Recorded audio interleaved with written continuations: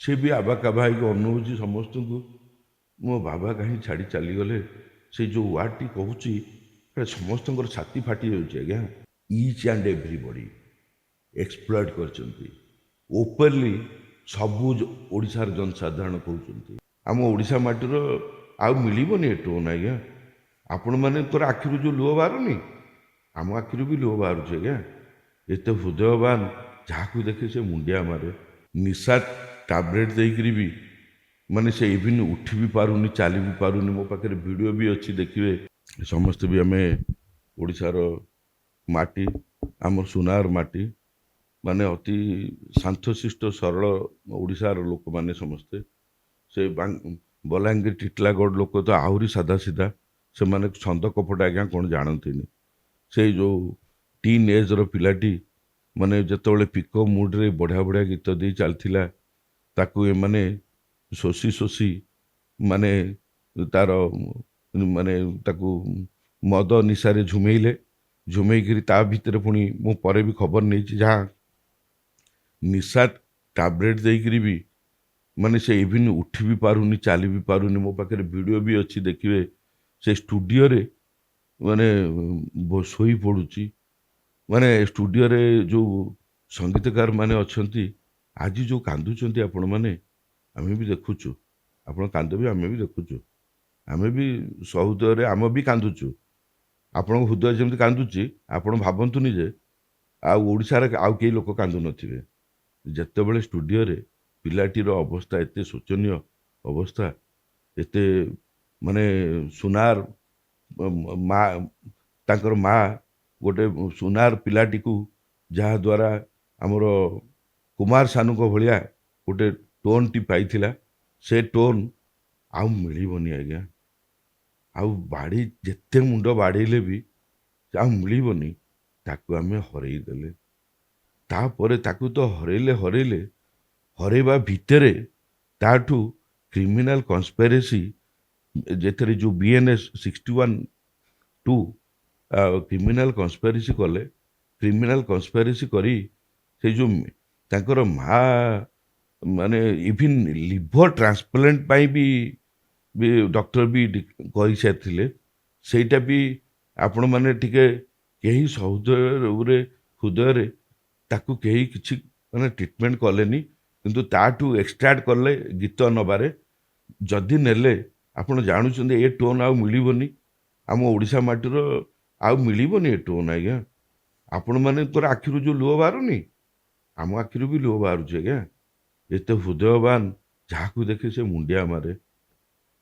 ମାନେ ମୁଁ ଦେଖୁଛି ବହୁତ ସମୟରେ ତାର ରାତିରେ ତାର ଭିଡ଼ିଓରେ ସେ ବେଳେବେଳେ ବିକଳ ହେଇକିରି ମାନେ ତଳେ ବସି ପଡ଼ୁଛି।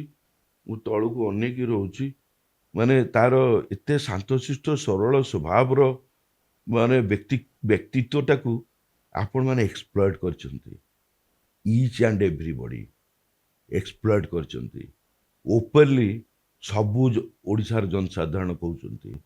ଆଉ ଆପଣ ଏଇଟା ଯେଉଁଟା କରିଛନ୍ତି, ଏଇଟା ବହୁତ ହୃଦୟ ବିଦାରକ ଆଜ୍ଞା। ସେଇଟା ସବୁ ପଡ଼ିବ ଆଜ୍ଞା। ଏ କଳି ଯୁଗରେ ଆପଣ ଭାବନ୍ତୁନି ଏ ପଡ଼ିବନି ବୋଲି, ପଡ଼ିବ। ଯେତେବେଳେ ପଡ଼ିବ ପୁରା ବହୁତ ଭୋଗିବେ ଆଜ୍ଞା। ଆପଣଙ୍କର ସେଇଠୁ ଡିଗ୍ରେଡେସନ୍ ଷ୍ଟାର୍ଟ ହେଇଯିବଣି। ଆପଣମାନେ ଏସବୁ ଭଲ ନାହିଁ, କାହାକୁ ଶୋଷଣ କରିକି ଆତ୍ମସାତ କରିକି ନିଜେ ଧନୀ ହେବା, ବଡ଼ ହେବା, ସେଇଟା କେତେ ଦିନର କଥା ଆଜ୍ଞା। ଦିନେ ନା ଦିନେ ସତ ବାହାରିବ, ଦିନେ ନା ଦିନେ ମିଛ ବାହାରିବ। ତାଙ୍କର ମା ବହୁତ ଭାଙ୍ଗି ପଡ଼ିଥିଲେ।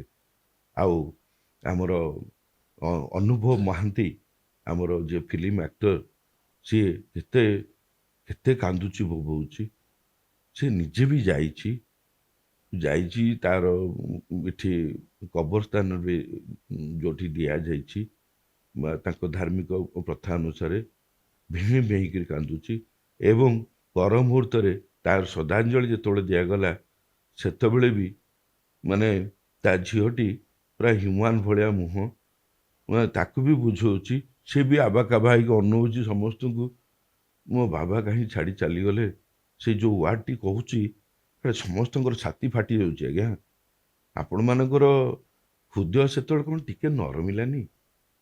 ଟିକେ ନରମି ଥିଲେ ଆମେ ସେଇ ହୃଦୟବାନ କଣ୍ଠଟି ମାନେ ଆମ ଓଡ଼ିଶା ରାଜ୍ୟରେ ଆଉ ମିଳିବେନି ଆଜ୍ଞା। ଇଏ ସବୁ ରେୟାରେଷ୍ଟ ଆଣ୍ଡ ରେୟାରେଷ୍ଟ ଟୋନ୍ କଣ୍ଠ ସେ ସରସ୍ୱତୀ ମା ସରସ୍ୱତୀ ସେଠି ବିରାଜମାନ କରିଥିଲେ। ସେ କଣ୍ଠ ଆଉ ମିଳିବନି। ଆପଣମାନେ ତାକୁ ଆଉ ଯୋଉଟା କଥା କହୁଛନ୍ତି ତା ମା ମାସେ ପରେ ଆସିଲେ ତାଙ୍କ 36 ଏଜ୍‌ରେ ପୁଅ ଚାଲିଯାଇଛି।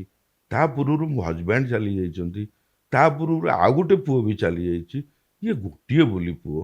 ଆଉ ଆଗକୁ ସାହା ନାହିଁ କି ଭରସା ନାହିଁ କେହି। ସେ ନିଜେ ବି ଭାଙ୍ଗି ପଡ଼ିଥିଲେ।